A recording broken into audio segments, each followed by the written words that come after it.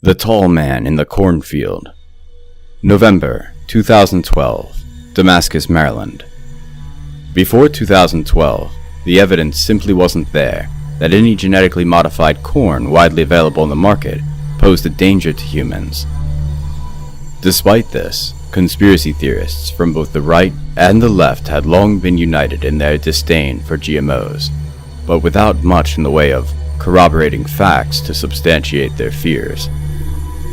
Alternative media sources had been dismissed as merely promulgating crackpot theories, such as government agencies using food sources to slowly change human DNA over time.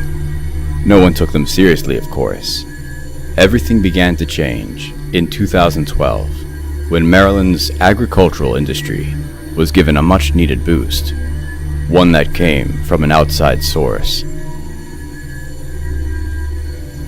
FDA Inspector August McHenry stepped out of a rundown Pontiac Sunfire that had at one time been white. The gray, sullen man approached the secluded farmhouse with curiosity. Despite having a haggard appearance and short stature, August was still imposing. His broad shoulders and strong physique from decades of a dogged weightlifting hobby betrayed his otherwise weather-worn posture and demeanor. His wrinkled, gaunt cheeks rested upon an anvil of a jaw. From records he had access to as part of his investigation, August observed that, accompanied only by a few nearby silos, this was one of the only family-owned farms in Montgomery County that still garnered a significant profit. August McHenry knew that his assignment was part of a much grander investigation. It wasn't every day that multiple agents from the FBI teamed up with FDA inspectors like himself on a single case. McHenry didn't know much about the larger case. The only information he had was what he was tasked with asking. A gust of air jostled McHenry's woolen coat and gently disturbed the corn stalks that surrounded the house in every direction. "Warm air for November," he noted. He knocked 3 times on the door. It didn't take long for a young man with dirty blonde hair to creak open the door, with overalls on his lanky body and a smile on his sunburned face. "You must be Mr. McHenry," offered the man with a country accent. "Welcome." He waved his hand inward. "Mr. Andrews," checked August. "Yes, but please, call me Brian." Brian Andrews had a long yellow beard that came down just past his neck. He took McHenry's fedora and gray overcoat, and offered iced tea, which August declined. After a moment more of pleasantries, the tired-looking FDA inspector began. "So I hope you understand that this is necessary protocol. In addition to what we already spoke about on the phone, I note that your corn is shipped and sold as organic, but we actually don't know much about it." "How do you mean?" asked Brian Andrews. "Well, you purchased this farm practically overnight," said McHenry. "This land had been unused for about a decade. As of now, you're the only grower of this new species of corn that was engineered by Biotendrin Corporation, a biomedical corporation we know next to nothing about, except for the fact that they now, apparently, make designer crops. It doesn't look like you had any connection to Biotendrin before you acquired the property." "I get it." He sat across a round wooden table from McHenry.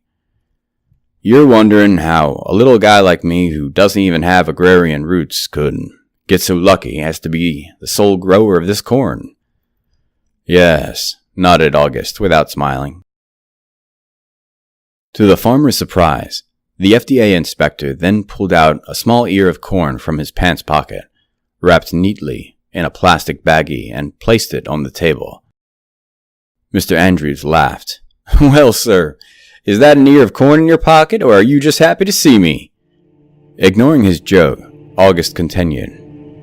"This corn was submitted to the FDA for testing and passed inspection without a problem. It definitely has a genome different than any other corn we've tested, but there seems to be no difference in size, color, or nutrition. The phenotype is the same as far as our techs can tell." We don't know why Biotendrin engineered this, or what makes it special. We also don't know how the profits are so high for such a small farm. Am I in some sort of trouble? Asked Andrews. Look, Biotendrin has proprietary rights to a lot of their corporate research and all that mumbo-jumbo. And so do I, for that matter. Or are you guys just investigating Biotendrin in general because they're new? You're not in trouble, Mr. Andrews, said August. But I can't comment on Biotendrin Corporation outside of how it directly affects you and your farm. What I want to know is how your costs are so low. Simple, smiled the farmer. Most corn takes nitrogen out of the soil. This stuff actually doesn't do that, so we don't need to cycle it. It keeps the soil fertile. It also really doesn't take much in the way of fertilizer and whatnot, or even a lot of water to keep it healthy. This stuff grows like a weed, rain or shine. Andrews laughed at the last part. Showing some exasperation, August ran his thick fingers through his short gray hair. I took high school chemistry and biology, Brian. That's not how corn works. Corn depletes nitrogen. Someone's either cooking the books, sending us phony samples, or else you're trying to tell me this is magic corn. Magic corn? Laughed Andrews. I'll have to tell the folks who invented it that. Could be a good marketing avenue. Well, that's not too far from what I've been calling it. Angel corn. You know, angel investors, angel designers, heavenly taste. It's angel corn. But seriously, sir, nope, everything is on the up and up.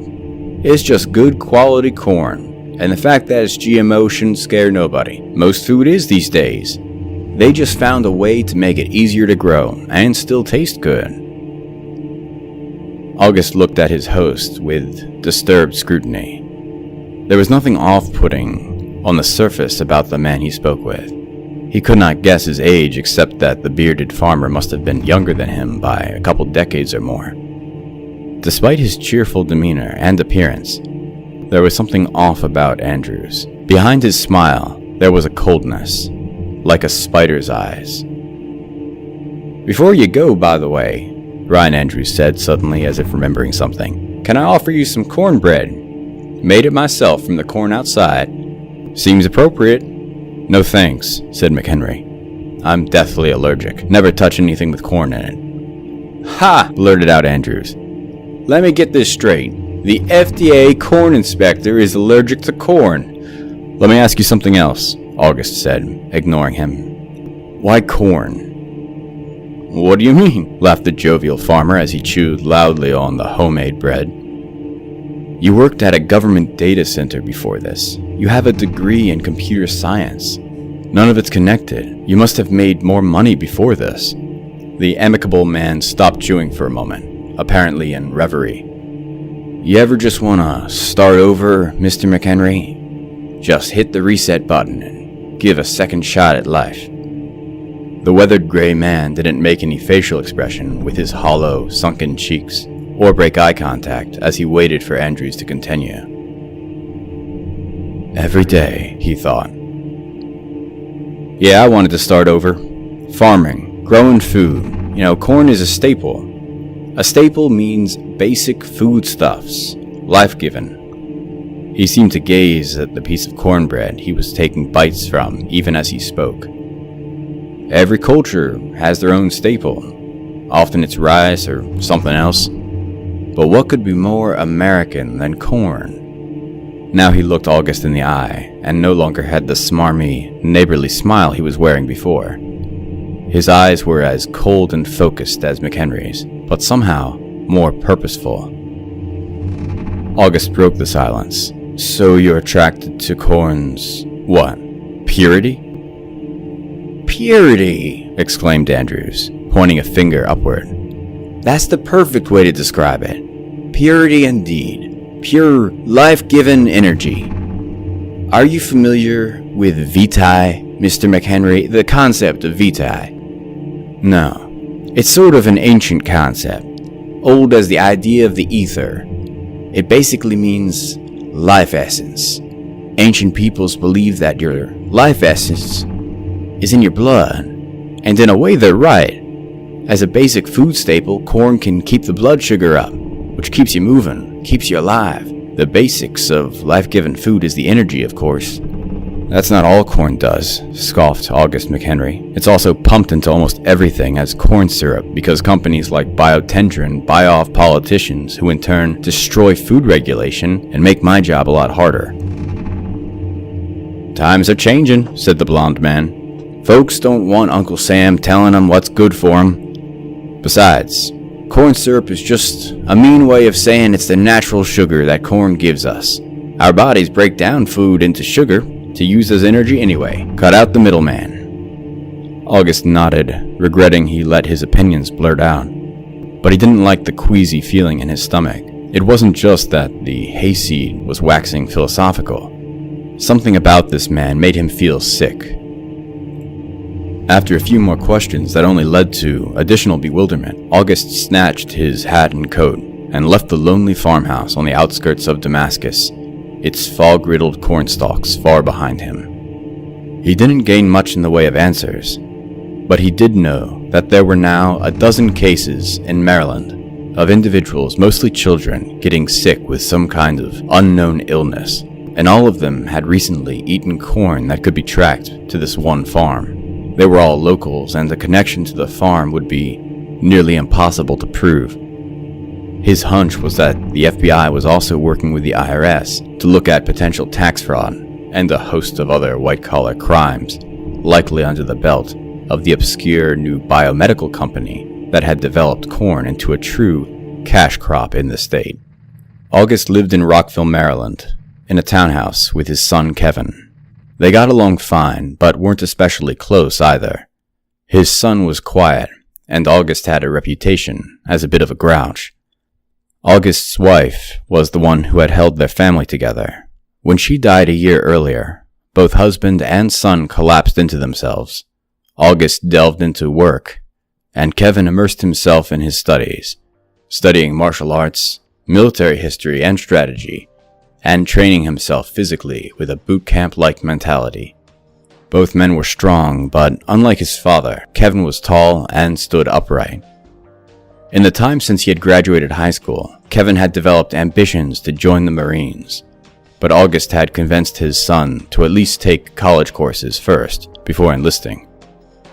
Kevin knew his father hoped to dissuade him in the interval. He was an avid firearm enthusiast, and much to the horror of his father, the 21-year-old spent many hours at the shooting range with a Desert Eagle. Every morning, August took the Red Line to DuPont Circle in Washington, D.C. His office was nearby, and he hoped that a fresh pot of coffee was already waiting for him as he took the elevator to the 5th floor of their building.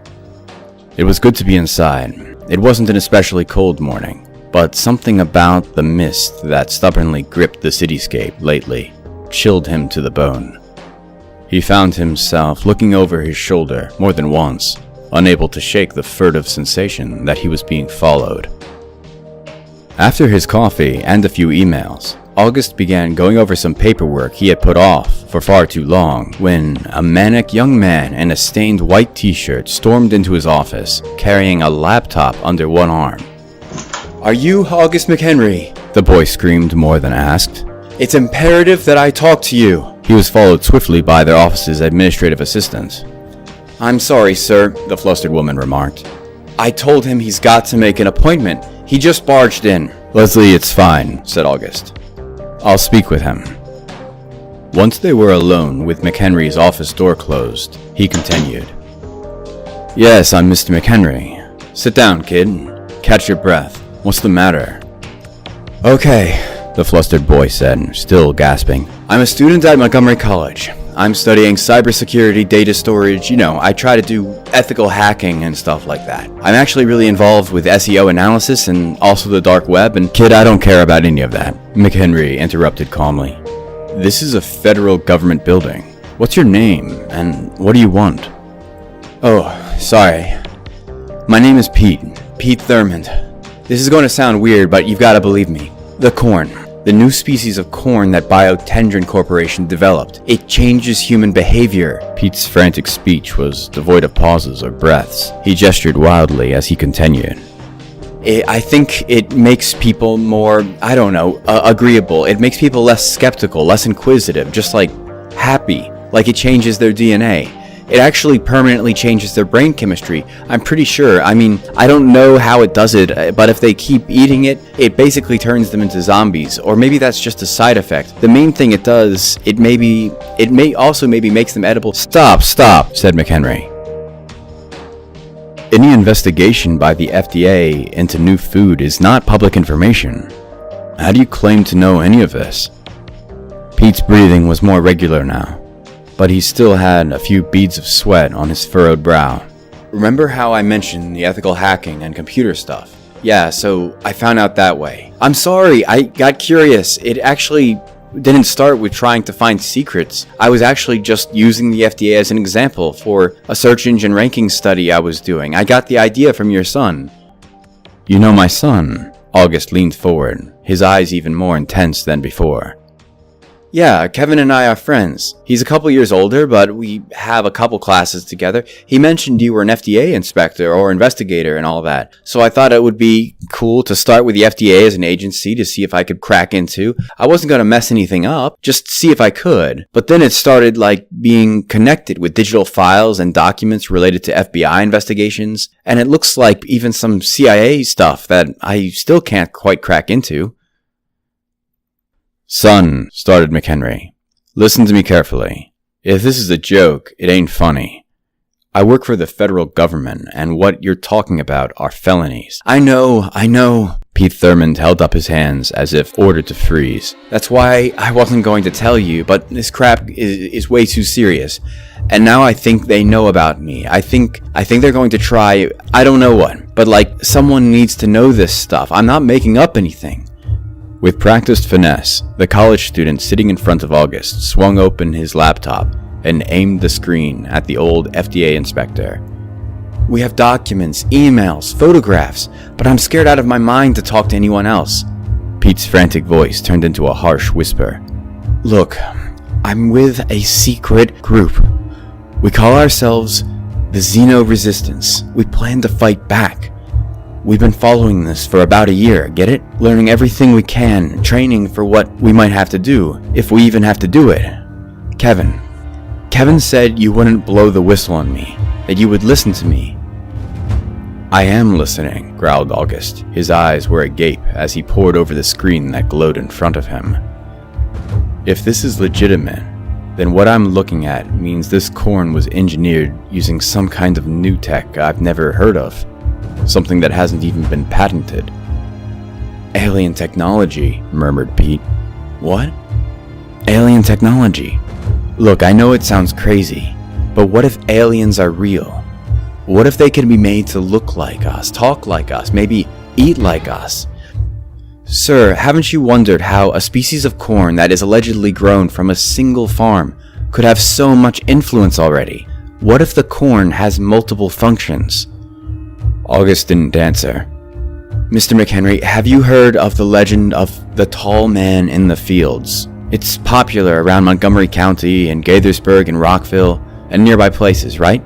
It's kind of like old folklore meant to scare kids who played too far from home, right? Who stayed out in the dark too late? It's connected. It's based in fact. McHenry shifted awkwardly in his chair. Aliens and the tall man in the fields. You're right, kid, August said. That does sound crazy. Look, Pete, you're a smart young guy, and it's nice that you're friends with my son, but whatever frauds or skullduggery is going on, I will find out, or another agency will. You're completely misusing your intelligence.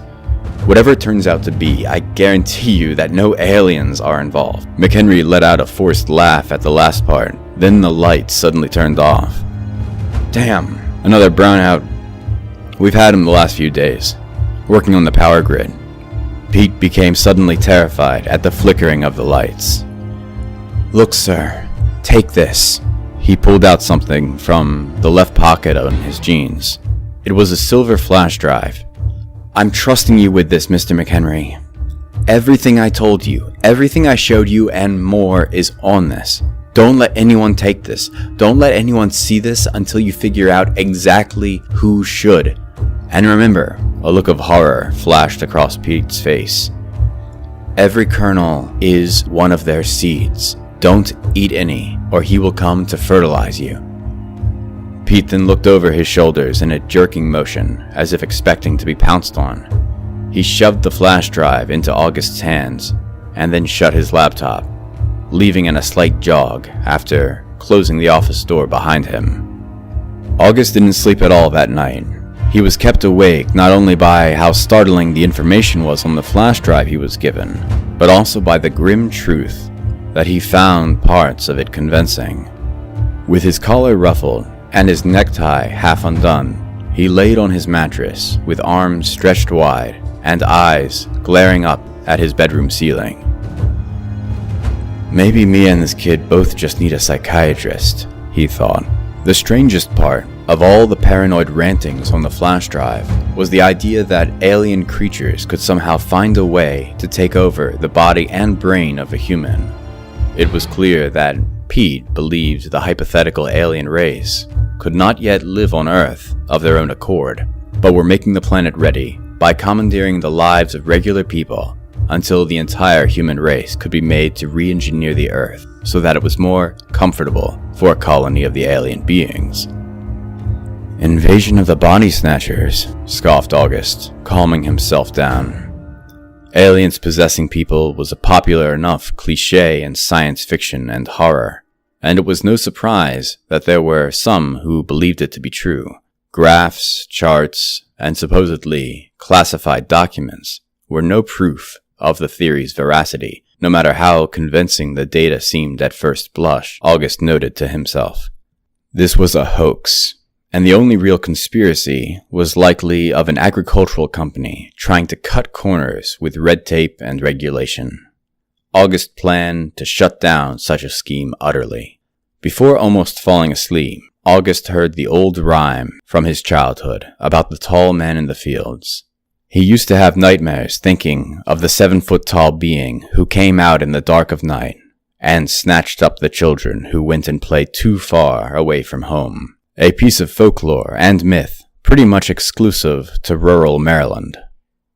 The old jump rope rhyme he remembered from elementary school echoed in his throbbing brain. Tall man will find you alone. Better not stay out too late, or the tall man will seal your fate. Every kernel is a seal to his field. Body's feet, don't make a noise, don't make a sound.